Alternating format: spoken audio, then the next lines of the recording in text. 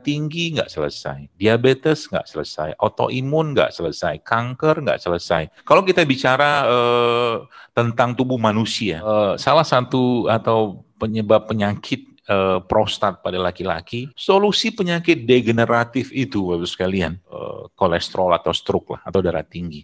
Apa bedanya efek ke tubuh kita menguatkan sistem imun, metabolisme, sistem organ tubuh, ya banyak penyakit kita bisa selesaikan. Obat semua.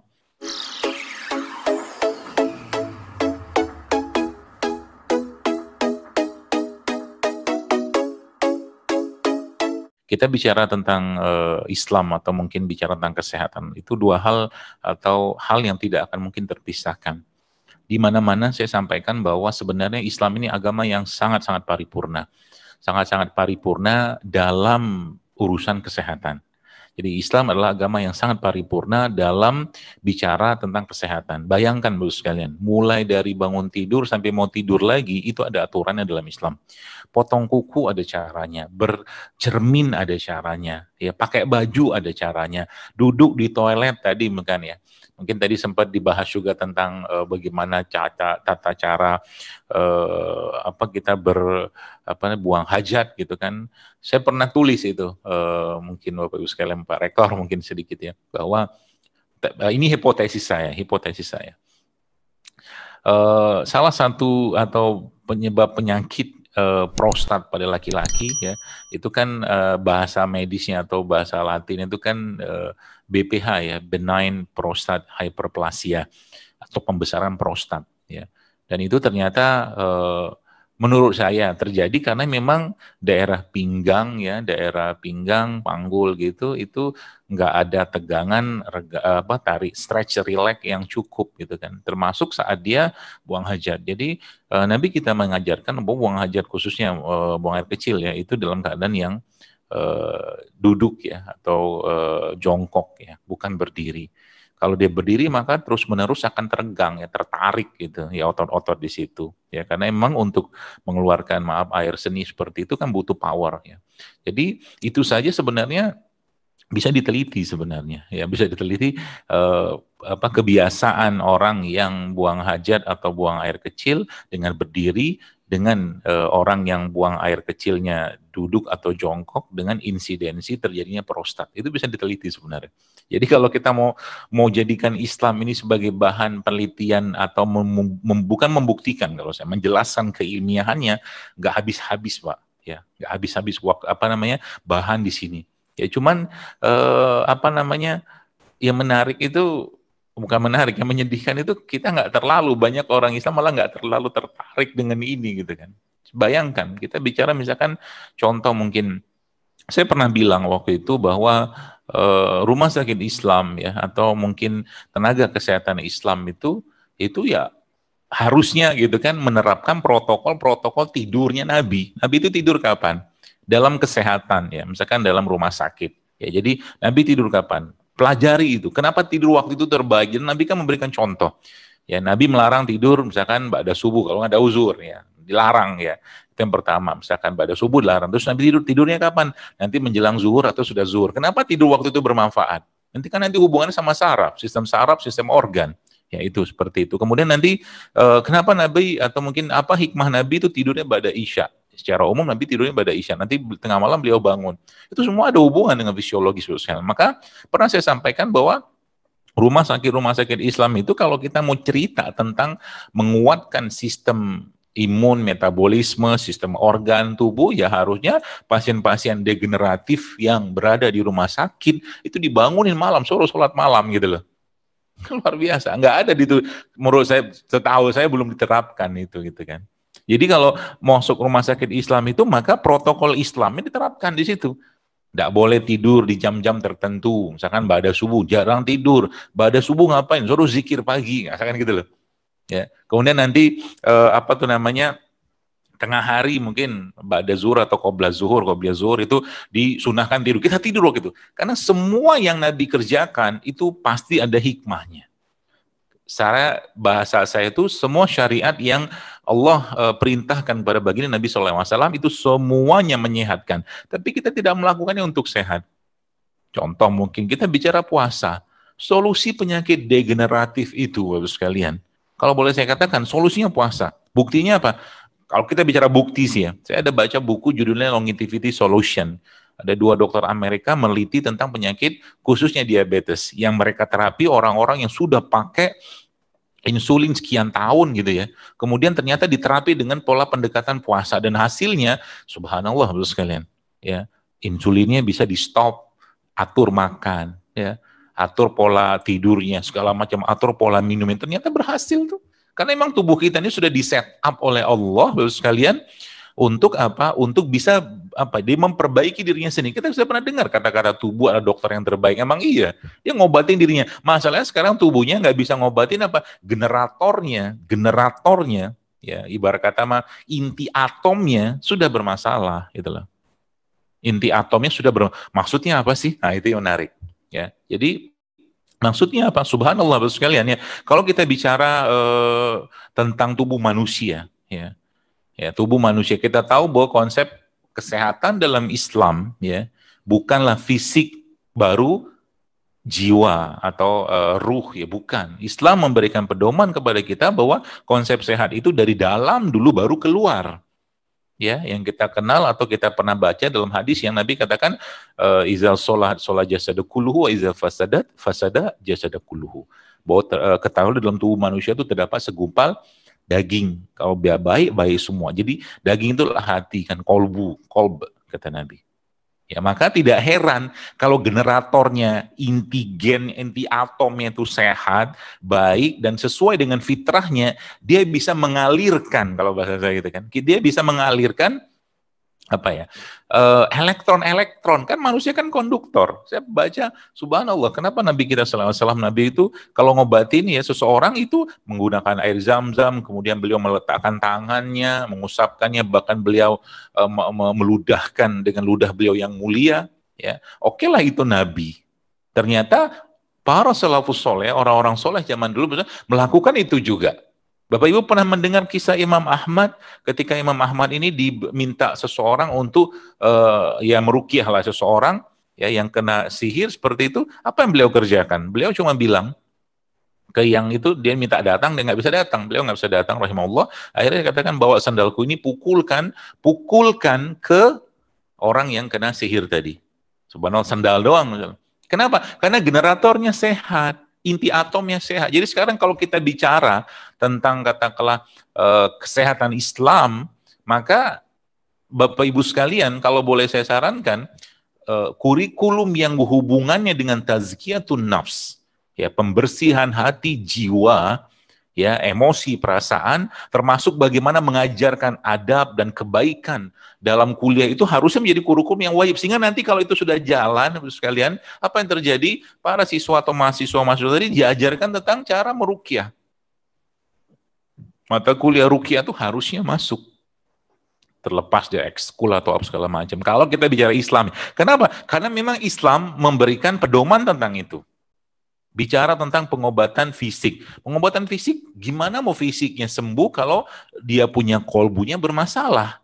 Maka seorang perawat, seorang dokter, tenaga kesehatan, ya, itu sebenarnya bukan hanya cuma sekedar merawat fisik, mereka juga harus mampu menjadi penyambung dari kalamullah.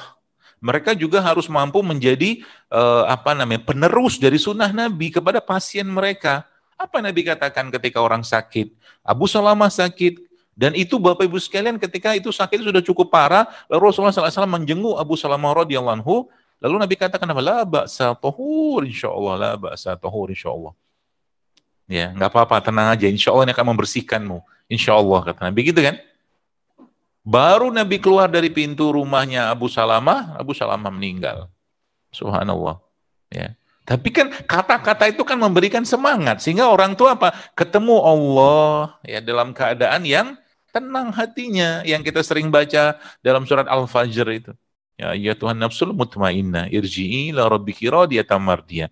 Tugas seorang tenaga kesehatan itu kalau bagi saya ya, membayangkan itu adalah kalau mungkin perawat atau apapun lah bentuknya ya, kita yang tidak hanya jadi perawat adalah kalau orang itu sakit ya, kita ajak dia untuk bermuhasabah, bertaubat, Ya. Kalau orang itu sembuh nanti, ya harapannya dia bisa lebih taat. Dan itu kan proses yang dikerjakan selama proses sakit itu gitu. Kalau kita bicara Islam, ya dalam syariat Islam, ibu sekalian. Nah, tinggal nanti apa yang diperlukan toolsnya. Nah, itulah. Toolsnya yang diperlukan itu apa? Ya, jadi kalau itu sudah dapat, maka Allahu Akbar sekalian. Bayangkan kita bicara tentang apa tuh namanya, misalkan COVID kayak sekarang. Saya pernah baca tulisan seorang dokter paru yang dia menjelaskan bahwa ternyata dengan wudhu saja itu sebenarnya sudah sangat luar biasa powerful menguatkan badan kita. Wudhu itu kan fagsilu kata Allah, digosok, bukan wudhu itu dialirin airnya, bukan.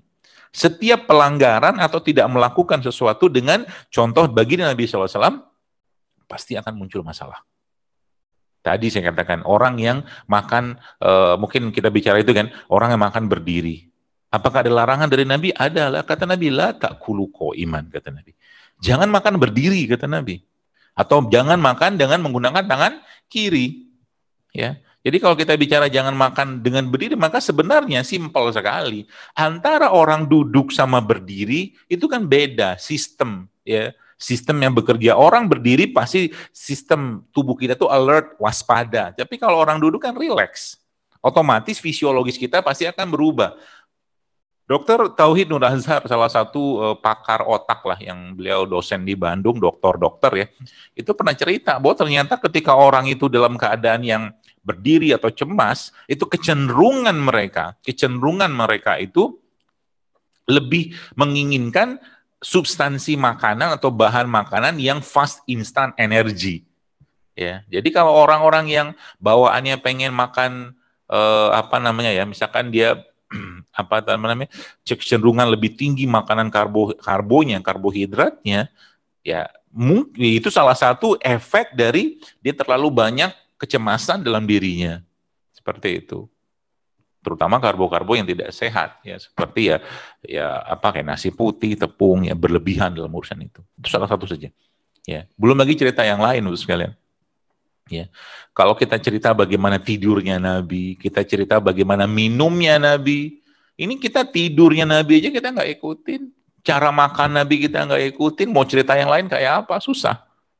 Ya, belum lagi cerita tentang suatu amal itu pahalanya tergantung tingkat kesulitan. Tadi saya bilang tentang puasa, misalkan kita bicara tentang puasa, ya puasa tuh susah nggak? Susah.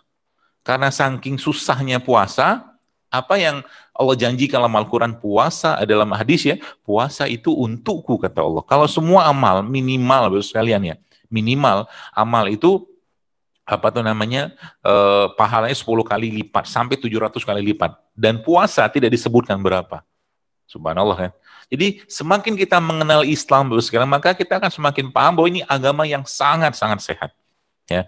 Dannya protokol-protokol kesehatan dalam Islam itu sudah sangat-sangat jelas. Ya, kenapa kita disuruh berbekam oleh Rasulullah SAW pada tanggal 17, 19, atau 21? Apa bedanya efek ke tubuh kita ketika dilakukan pada tanggal-tanggal muda atau tanggal-tanggal akhir? Kenapa sebelum berbekam kita disuruh berpuasa dulu, dianjurkan berpuasa yang kita kenal dengan puasa Ayyamul Bid? Kan gitu kan? Kenapa tanggal apa tuh namanya 10 Muharram atau 9 atau 10 Muharram yang kita kenal dengan hari Asyura itu kita disunahkan untuk berpuasa? Kenapa khusus pada tanggal itu? Ada apa dengan bumi pada tanggal itu? Dan apa hubungannya dengan manusia pada tanggal itu? Itu harus bisa diteliti. Kenapa katakanlah para ilmuwan Islam mengatakan berbekam itu misalkan lebih baik dikerjakan pada siang hari, bukan pada sore atau malam hari atau pagi hari? Kan bisa diteliti sebenarnya. Kenapa? Karena manusia hidup di bumi, yang bumi itu sebenarnya kita bersinergi sama kita bersinergi dengan bumi, ya. Maka ada satu tulisan saya juga di Instagram itu, saya pernah tulis tentang earthing. Earthing itu kan ibarat kata mah kita nyeker, ya, nyeker. Itu ada penelitian ya, ternyata orang-orang yang earthing gitu. Earthing itu yang apa namanya, yang menempelkan lah kakinya ya, bukan alas kaki ya, kakinya itu ke bumi, itu seperti ngegrounding gitu kan, ngegrounding itu ibarat kata kalau kita punya rumah atau mungkin tower yang tinggi, itu kan di atasnya ada menara penangkal petirnya kecil gitu kan, nanti ground masuk ke bawah, ditaruhkan di apa kabelnya itu, kawat itu nanti dimasukkan ke dalam tanah. Masya Allah, tabarakallah sekalian. Dan nge-grounding kita itu apa? Sebenarnya nge-grounding kita itu adalah kalau secara aktivitas kita, nge-grounding kita itu ya sholat sebenarnya, nge-grounding gitu kan.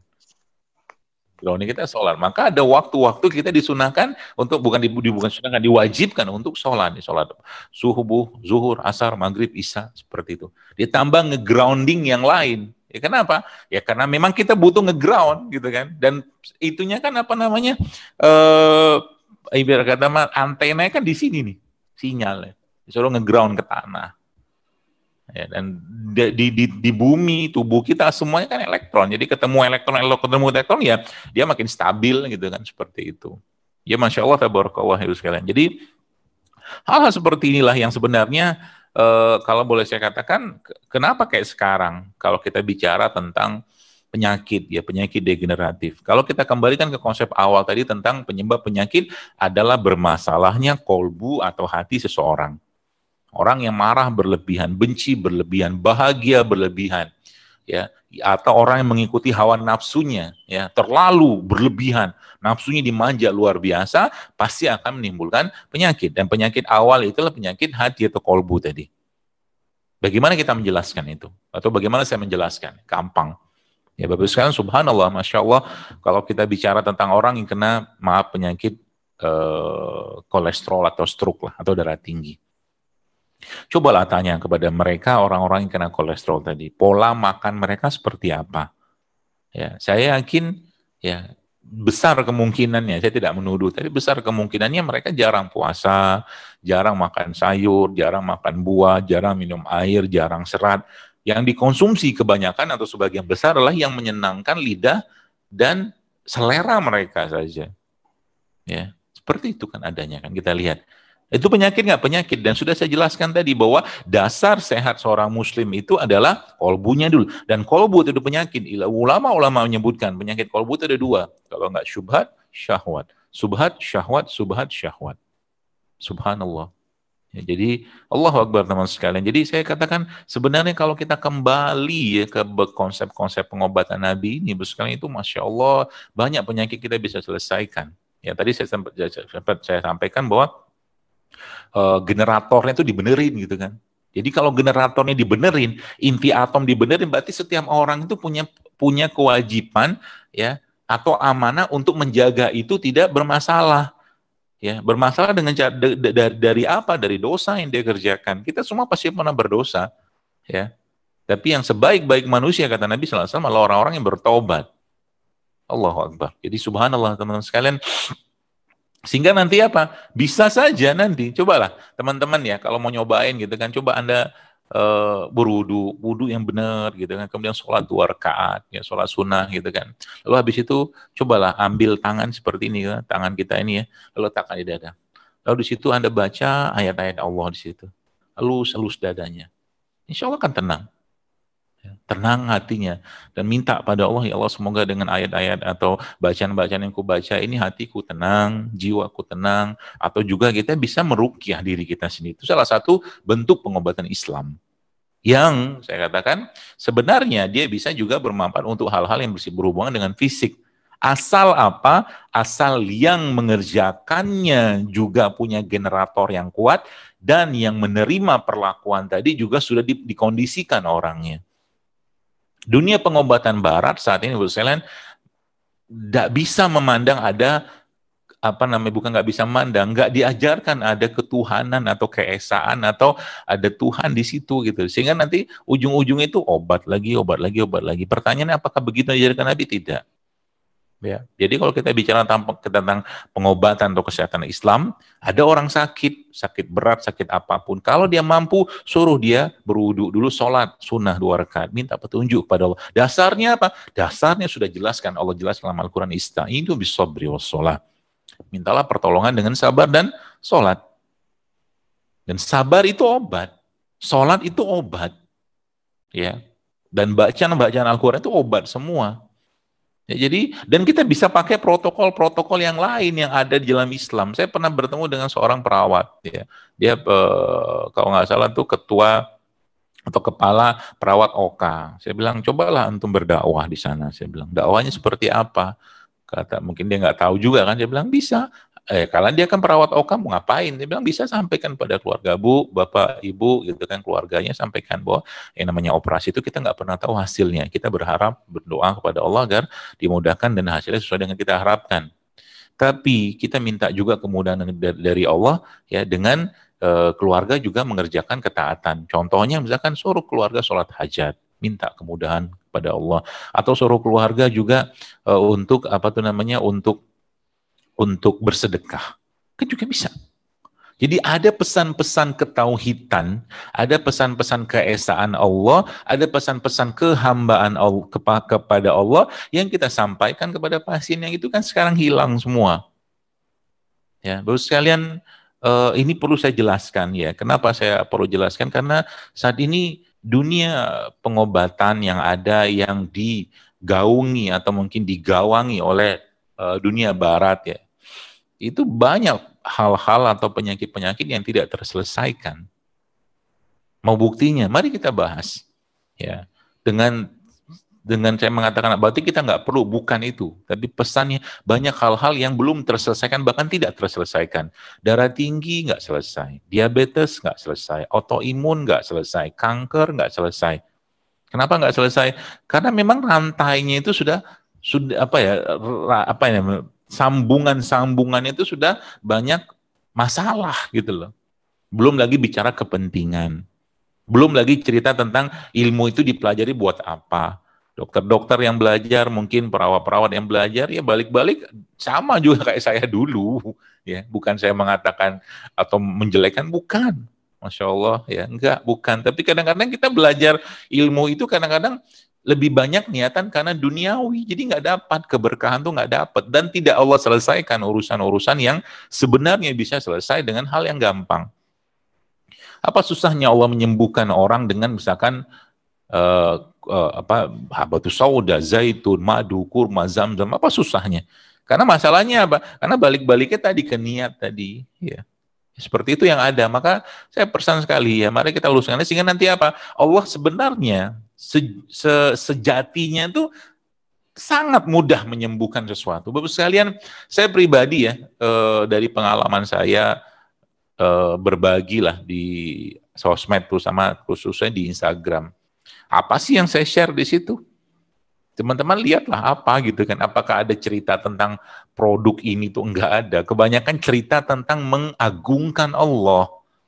Saya katakan ketika Anda melihat kunyit, ketika Anda melihat jahe, ketika Anda melihat serai, ketika melihat jeruk, jangan cuma sekedar melihat itu bentuknya bulat, bentuknya begini, warnanya begini, rasanya begini, bukan. Tapi di situ ada pesan-pesan ketauhidan yang akhirnya kita mengatakan Rabbana ma khalaqta hadza batila.